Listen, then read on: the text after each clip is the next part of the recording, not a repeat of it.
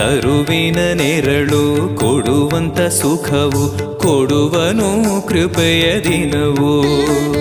ಸ್ಥಿರ ಇರುವ ಮನ ಎನಗಿರಲಿ ಶರಣಾಗತಿ ಎಂದು ಬರಲಿ. ಭಗವಂತನ ಪ್ರಿಯ ಮಗನಿವನ ಸಾರಿ ಬದುಕು ಇರಲಿ.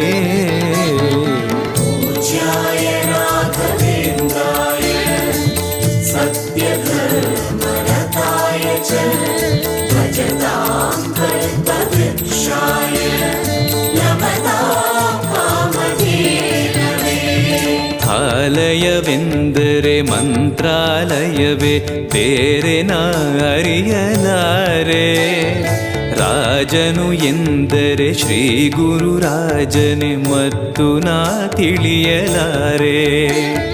ಆಲಯವೆಂದರೆ